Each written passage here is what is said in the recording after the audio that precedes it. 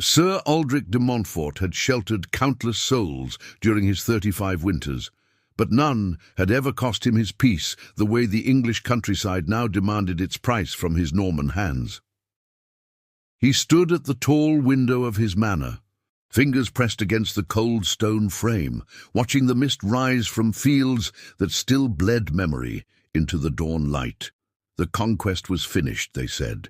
William wore the crown, the Saxon nobles lay broken or bent knee, and Norman law carved new shapes into this ancient land. Yet Aldrich felt no victory, only the weight of what victory meant when it was written in ash and screaming. His breath fogged the glass as he studied the rolling hills beyond his walls. Somewhere out there, English farmers worked soil that had drunk their fathers' blood at Hastings. Somewhere, English mothers whispered prayers in a tongue his king would see forgotten. And here he stood, lord of a manor gifted by conquest, ruling over people who would spit his name if they dared. The irony carved deep. He'd sought this posting precisely because it was isolated, far from William's court and the endless ceremonies celebrating their glorious victory, far from the other Norman lords who still laughed about the look in Saxon eyes when the shield wall broke. Here, in this stone house that had once belonged to an English thegn whose name no one bothered to remember, Aldrich could pretend that silence might wash the stain from his hands, but silence had its own weight. It pressed against him like the stone walls themselves, solid and unforgiving.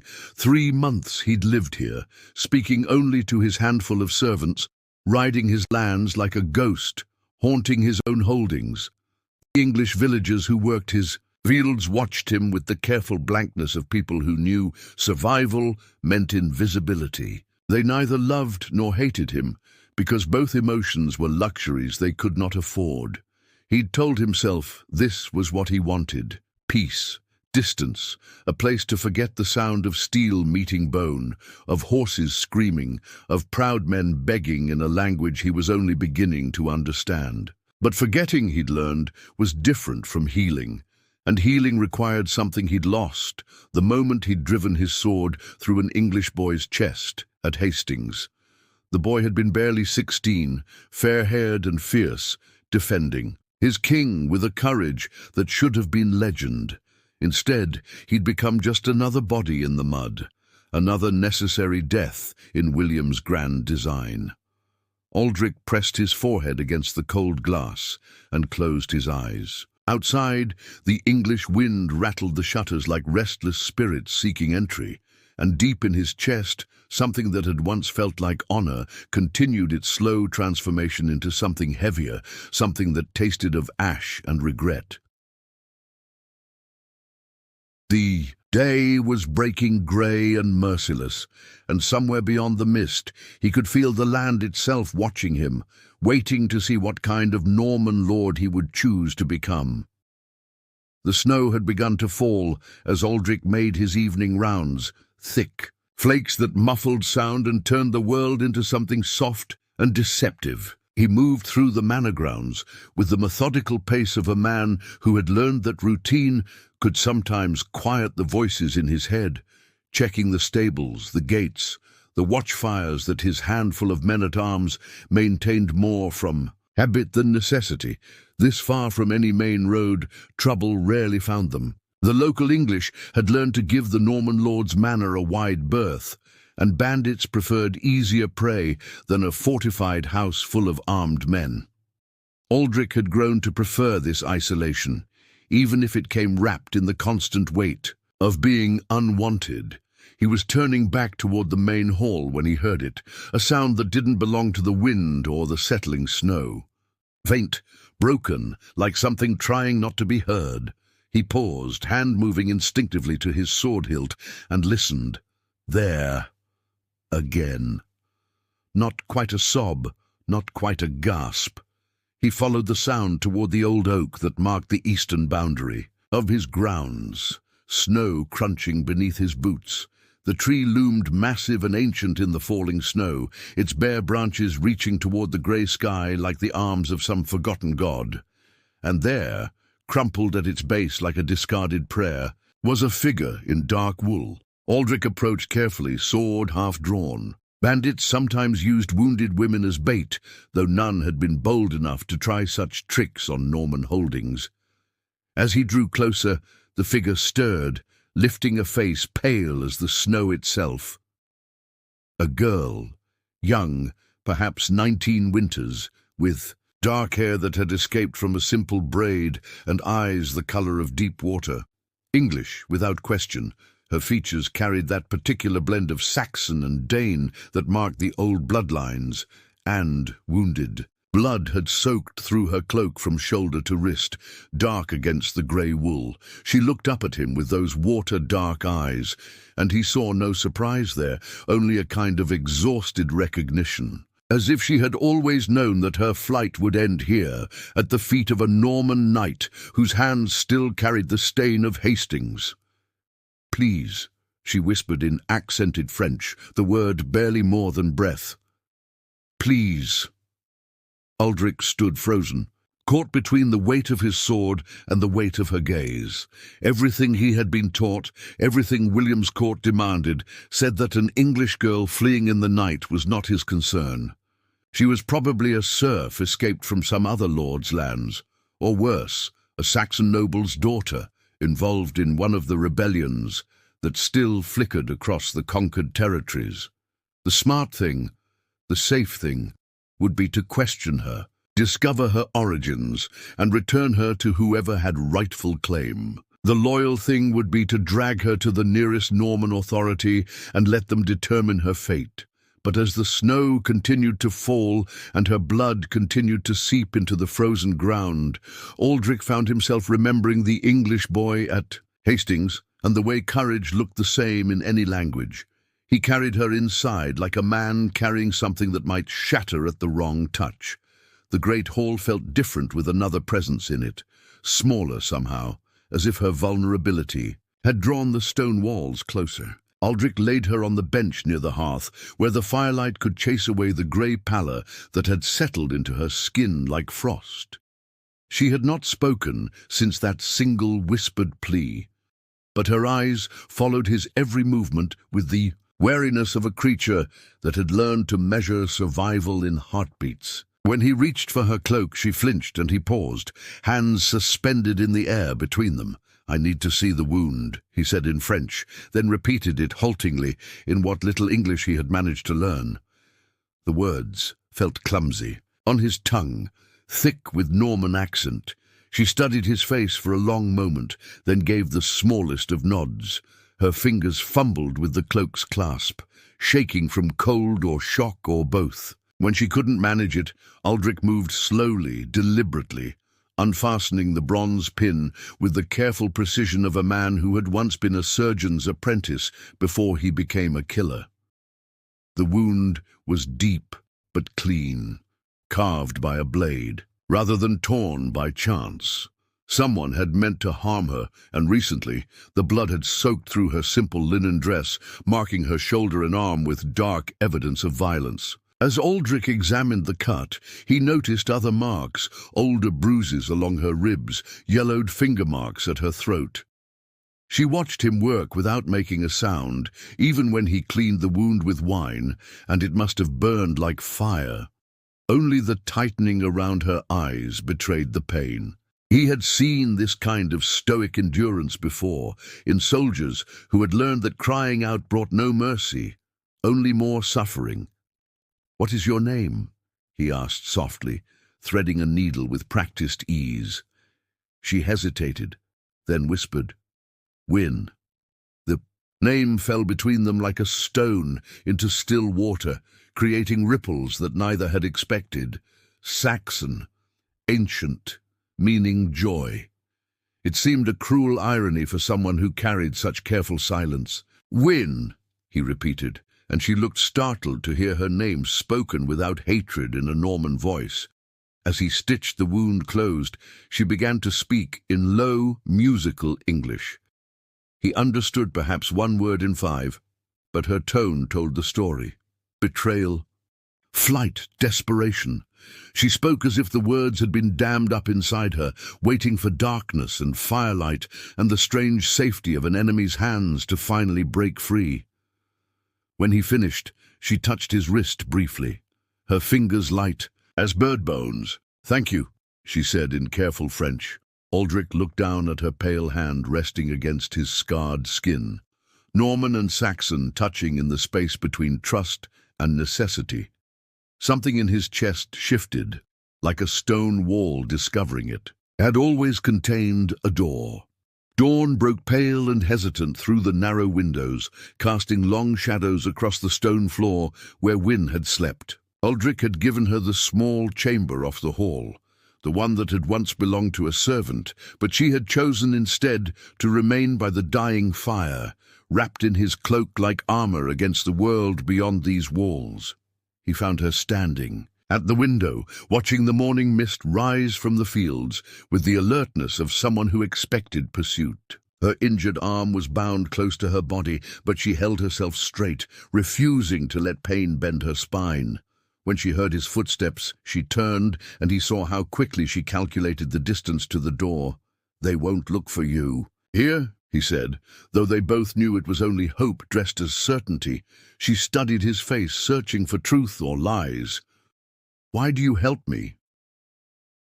The question hung between them like morning mist, too complex for easy answers. Aldrich moved to tend the fire, adding kindling with careful precision.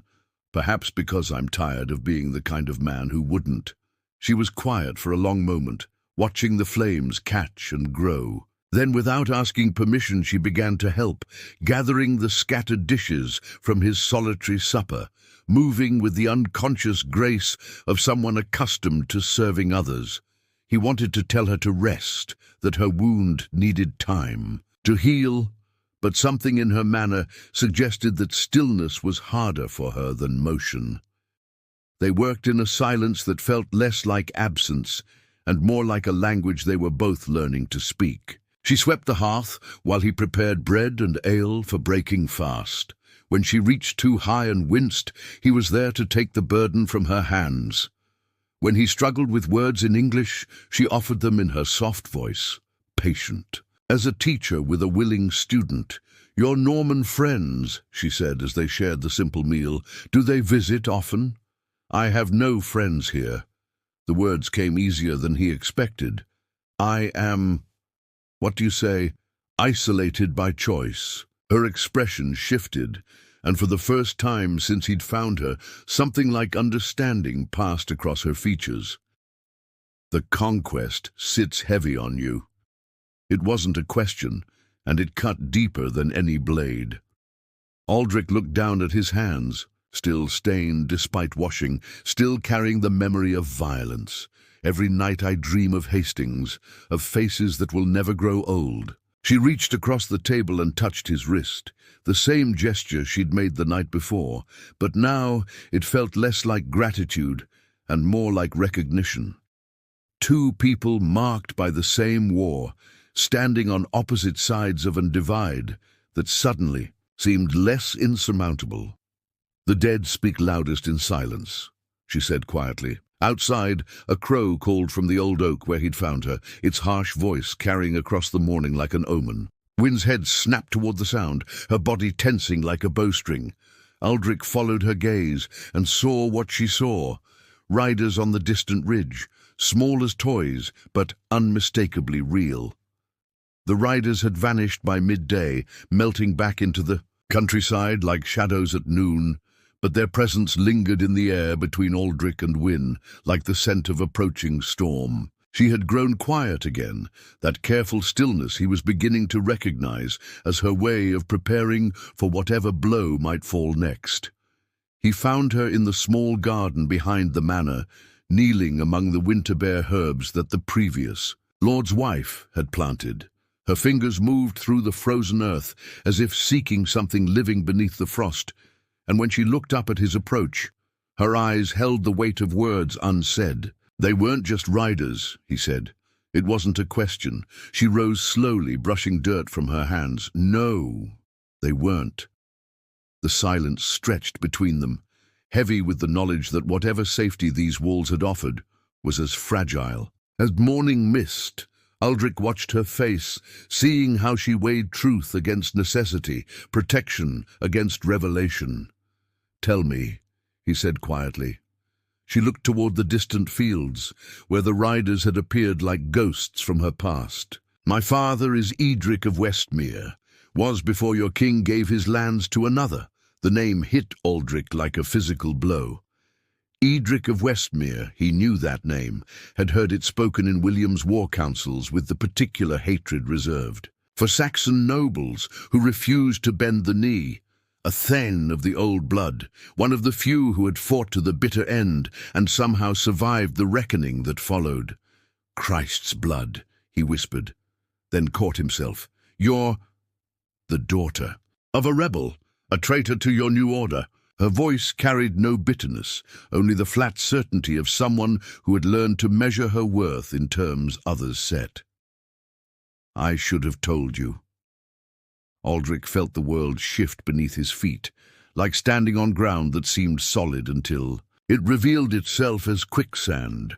To shelter a Saxon peasant was one thing, an act of mercy that might be overlooked or forgiven. But to harbour the daughter of Edric of Westmere, one of the most wanted men in the conquered territories, was tantamount to treason.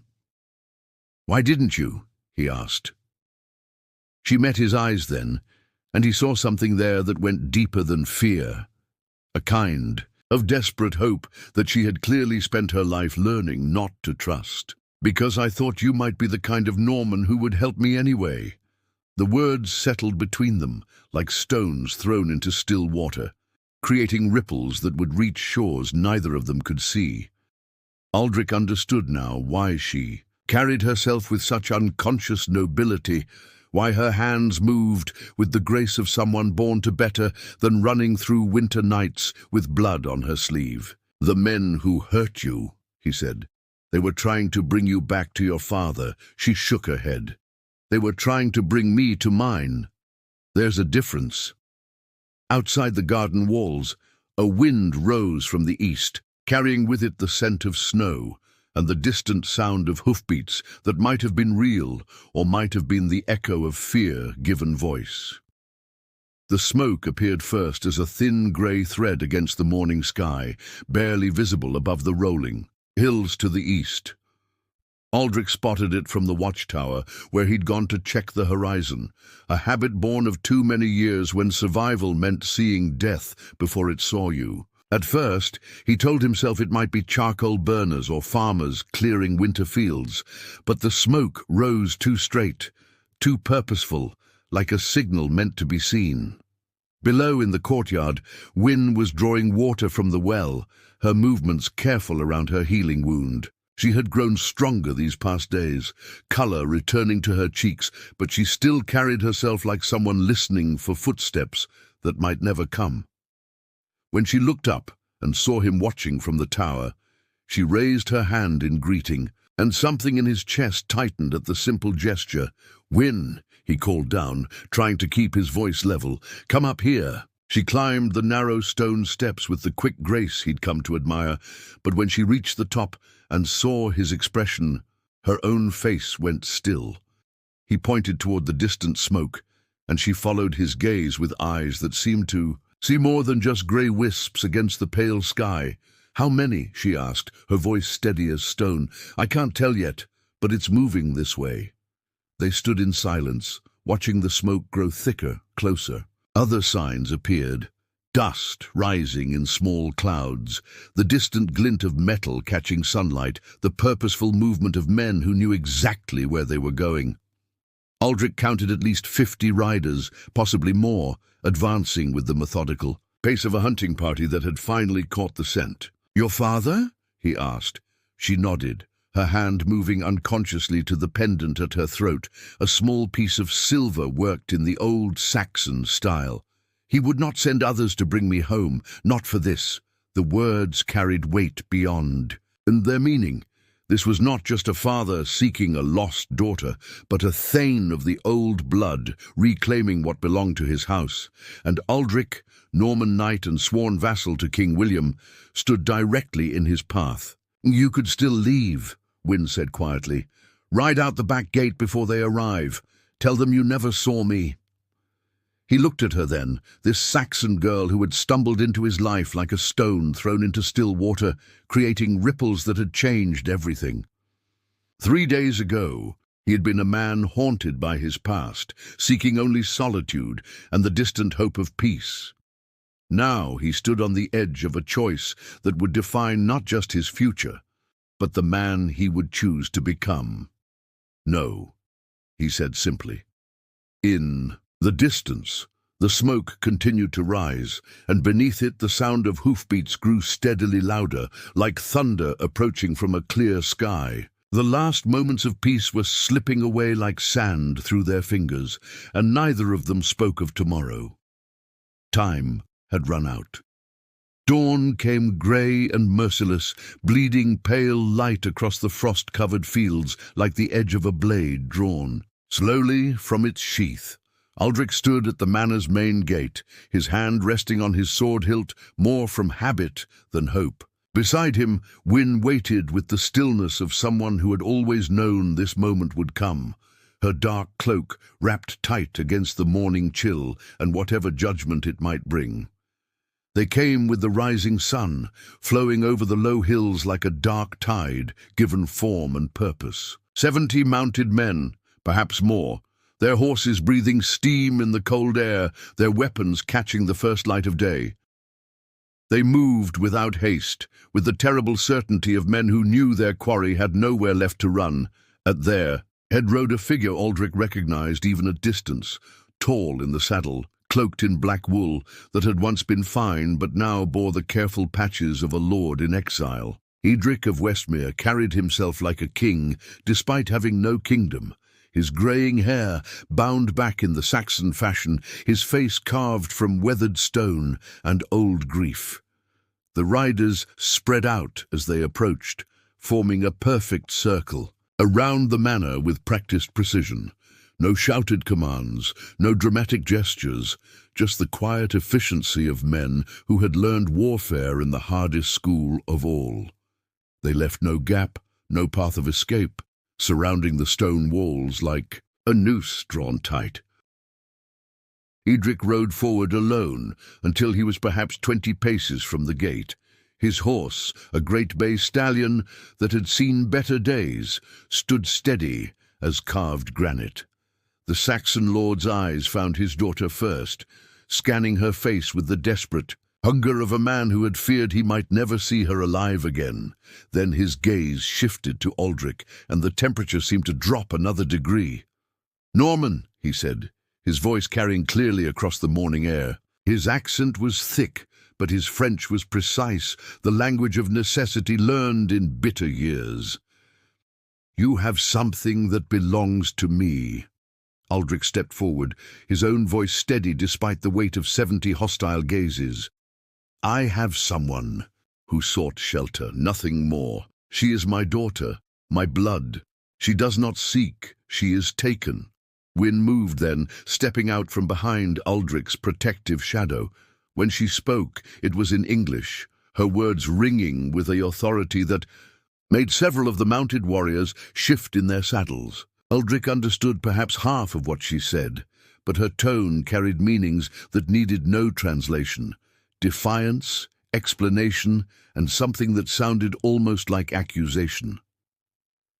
Edric's face remained stone, but something flickered in his eyes. When he replied, it was in the same tongue, his words sharp as winter wind. Father and daughter faced each other across 20 paces and an ocean of history, while around them 70 armed men waited for the word that would decide whether this dawn would end in blood or merely in endings. The circle had closed. There was nowhere left to run. Edric dismounted with the fluid grace of a man born to war, his boots striking the frozen ground with deliberate weight. He walked forward until he stood just beyond sword reach, close enough for Aldrich to see the lines that grief and exile had carved into his weathered face. The Saxon lord's hand rested on his weapon's hilt, not in threat, but in the unconscious. gesture of a man who had learned that survival often came down to who drew steel first. "You will return my daughter," Edric said, his French precise as a blade thrust, "and perhaps I will forget that a Norman knight thought to steal from me what conquest could not take."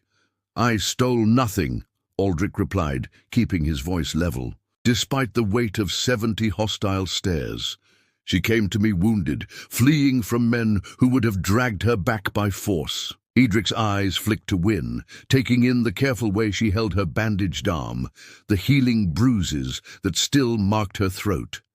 Something shifted in his expression, not softening, but a recognition that perhaps the Norman spoke truth. "At least in part. She is unmarried," Edric said, as if this explained everything. "A daughter of noble blood. Her choices are not her own to make." Wynne stepped forward then, her voice cutting through the morning air like steel through silk. She spoke in rapid English, her words sharp with years of suppressed anger. Aldrich watched her father's face grow harder with each syllable, saw the muscle in his jaw tighten as she continued speaking. "What does she say?" Aldrich asked quietly. Edric's smile held no warmth. "She tells me you are different from other Normans, that you helped her without asking for payment or other compensation. She believes you are a man of honor." The words hung between them like a challenge. Aldrich sensed at this moment balanced on the edge of a knife, that his next words might determine whether this confrontation ended in blood or merely in loss. "She speaks truly," he said. "I ask nothing of her save that she heal. And yet you would keep her from her family, from her duty. I would keep her from nothing. The choice is hers." The Saxon lord laughed, a sound like winter wind through bare branches. "Choice? You speak of choice to a conquered people.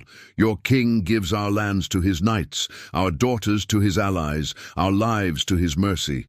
What choice remains to any of us?" Wynne spoke again, this time in French, her voice steady but charged with emotion. "Father, I will not be given away like a prize ox to seal some alliance with men who burned our halls." Edric's face went white with rage. "You forget yourself, daughter. You forget who you are." "I forget nothing. I remember everything, including why I ran." The silence that followed stretched taut as a bowstring, filled with the weight of old grievances and newer wounds. Around them, the mounted warriors waited like statues carved from flesh and steel, while father and daughter stared at each other across a gulf that seemed wider than the few paces between them. The old oak where Aldrich had found Wynne stood sentinel over the frozen meadow, its bare branches reaching toward a sky the color of old steel. Edric had chosen this place deliberately, not for battle, but for something older, something that predated Norman law and Saxon custom alike. The ancient test of worth that had been settled under these English oaks since time beyond memory. "You speak of choice," Edric said, his breath misting in the cold air. "Of honor. Words come easy to Norman tongues. Let us see what your actions say." He gestured toward the forest that stretched beyond the meadow, dark and thick with winter shadows. "There is a heart in those woods, white as new snow, old as the hills themselves. The English have hunted it for generations, but it has never been taken. If you can track it, corner it, and face it without flinching, then perhaps I will believe you are more than just another conqueror with pretty words." Aldrich studied the tree line, noting the way the undergrowth showed signs of passage, not just deer, but something larger, more deliberate in its movements. "And if I fail, then my daughter returns with me, and you learn that some prizes are not meant for Norman hands." The challenge hung between them like morning mist, heavy with meanings that went deeper than the hunt itself. This was not about a deer, however magnificent. This was about whether a Norman knight could prove himself worthy by Saxon standards, could show that conquest had not stripped him of the virtues that made a man worth following. Wynne stepped forward, her eyes moving between her father and Aldrich. "This is not necessary. "It is necessary," Edric cut her off. "If he would claim the right to shelter you, to speak for your choices, then let him prove he understands what such claims cost." Aldrich nodded slowly, recognizing the wisdom beneath the challenge. "I accept." They rode into the forest as the sun climbed higher, leaving the circle of warriors behind to wait for whatever outcome the woods might yield. The trees closed around them like the walls of a cathedral, ancient and silent, filtering the pale light into patterns of shadow and gold. Edric led with the easy confidence of a man who had learned these paths in boyhood, while Aldrich followed, reading the subtle signs that marked the passage of their quarry. The tracks were there for those who knew how to see them. Hoofprints in frost-softened earth, broken twigs at shoulder height, the faint musk that lingered where the great stag had rubbed against bark. They followed the trail deeper into the woods, where the silence grew thick as velvet, and every sound seemed magnified by the watching trees. "Tell me, Norman," Edric said, as they dismounted to examine a particularly clear set of prints, "what do you see in my daughter that makes her worth risking everything you have built here?" The question struck deeper than any blade, forcing Aldrich to confront truths he had barely admitted to himself. In the distance, something moved among the trees, a flash of white that might have been snow falling from a branch, or might have been something far more elusive. They returned from the forest as the sun touched the western hills, painting the sky in shades of copper and ash. Aldrich's tunic was torn from brambles, his hands marked with scratches from the chase through undergrowth, but his eyes held something that hadn't been there before, a quiet satisfaction born not of conquest, but of understanding. The white hart had been everything Edric promised, and more. Ancient, proud, with antlers that spread like the branches of winter trees and eyes that seemed to hold the wisdom of centuries. When Aldrich had finally cornered it in a narrow glen, the great stag had not fled, but stood its ground, breath steaming, in the cold air, waiting to see what manner of man this Norman would prove to be. He could have taken it. The spear was in his hand, the target clear and still. But something in those ancient eyes had stayed his hand, a recognition that some things were meant to endure unchanged, that not everything in this conquered land needed to bow before Norman will. So he had stepped aside, lowered his weapon, and watched the white hart bound away into the deeper woods, carrying with it secrets that belonged to no man, Norman or Saxon. Now Edric rode beside him in silence, his weathered face unreadable. Only when they reached the manor gates did the Saxon lord finally speak. "You could have killed it," he said, dismounting with the stiff movements of a man feeling his years. "Yes, but you chose not to." Aldrich looked toward the manor where Wynne waited in the doorway, her dark silhouette framed by firelight from within. "Some things are worth more alive than dead." Edric followed his gaze and nodded slowly. "Perhaps. Or perhaps you begin to understand that there are different kinds of strength." The Saxon warriors still waited in their circle, patient as standing. Stones, but something had changed in the air between them. When Edric walked toward his daughter, his steps carried less weight, as if some burden he had carried for months had finally been set down. "Father," Wynne said as he approached. Her voice careful, hopeful. He stopped before her, this exile king and his rebel daughter, and for a moment Aldrich saw not the aftermath of conquest, but simply a man who had nearly lost the thing he treasured most. "You have chosen your path," Edric said finally. "It is not the path I would have chosen for you, but perhaps it is not the worst path you could have taken." He turned to Aldrich then, his eyes measuring, judging. "I do not gift my daughter to you, Norman. She is not mine to give, but I will not take her from you by force if she chooses to stay." The words fell between them like stones into still water, creating ripples that would spread far beyond this moment. Around them, the mounted warriors began to stir, sensing that the long standoff was drawing to its close. "Will you stay for the night?" Aldrich asked, surprising himself with the offer. Edric shook his head. "My place is with my people, and they have been too long without their lord." He mounted his horse with practiced ease, then looked down at his daughter one last time. "Be certain of your choice, Wyn. Winter is coming, and choices made in haste often bring sorrow in their wake." The village of Westbrook had learned to measure its survival in careful glances and measured words. When Aldrich and Wyn rode through its muddy streets 3 weeks after Edric's departure, the English peasants watched with the wary attention of people who had grown accustomed to Norman lords bringing either taxes or trouble.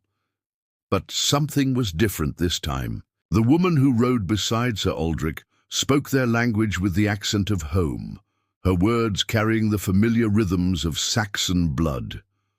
When old Godwin's cow wandered into the road, she dismounted to help guide it back to safety. Her hands gentle on the beast's neck as she murmured in the old tongue, "That's Edric's daughter," someone whispered, the words rippling through the small crowd like stones thrown into still water. At the village well, Wyn knelt beside young Aelred, whose mother had died in the harsh winter that followed conquest. The boy had been sullen and silent for months, but when she began teaching him to weave grass into rope, his face brightened with the first smile anyone had seen there in memory. Aldrich watched from across the square, seeing how naturally she moved among his people, for that's what they were becoming, he realized, not subjects to be ruled or enemies to be subdued, but neighbors whose children needed teaching, whose elderly required care, whose daily struggles deserved witness. "She has her father's way with people," said Thomas the blacksmith, approaching with the careful respect due a lord but lacking the fear that usually accompanied it. "But gentler, less—" He searched for words in his limited French. "Less desperate," Aldrich supplied. Thomas nodded. "Aye, less desperate." That evening, as they rode home through the gathering dusk, Wyn looked back toward the village lights, flickering in cottage windows. "They're beginning to trust," she said softly. "Beginning," Aldrich agreed. "It's enough." But even as he spoke, he saw new smoke rising from the eastern hills and wondered how long their fragile peace would be allowed to endure. The morning light fell through the manor windows like benediction, warming the stone floors where their son took his first uncertain steps. Aldrich watched from his chair by the hearth as the boy, barely 10 months old, but already showing his mother's determination, gripped the edge of the table and launched himself toward Wyn's outstretched arms. "Edmund," she called softly, using the English name they had chosen together, a bridge between two worlds. The child tottered 3 steps before tumbling into her embrace, his laughter bright as silver bells in the quiet room. A year had passed since Edric rode away with his 70 knights, since the circle that had surrounded this manor with threat had dissolved into memory. The seasons had turned, bringing harvest and snow, and now spring again, each marking another degree of peace earned through patient days and careful trust. Aldrich rose and moved to the window where he had once stood, haunted by conquest's weight. The same fields stretched beyond the glass, but they no longer seemed like stolen ground. English hands had planted them, English children played between the furrows, and the crops they yielded fed both Norman lord and Saxon peasant without distinction. "Do you miss it?" Wyn asked, settling beside him with Edmund in her arms. "The life you had before?" He considered the question, remembering the man who had stood at this window a year ago, isolated, guilt-ridden, carrying his victories like wounds that would not heal. That man had sought only solitude and the distant hope of forgetting. "I miss nothing," he said finally, watching his son reach tiny fingers toward the morning light. "I was not truly living before you came."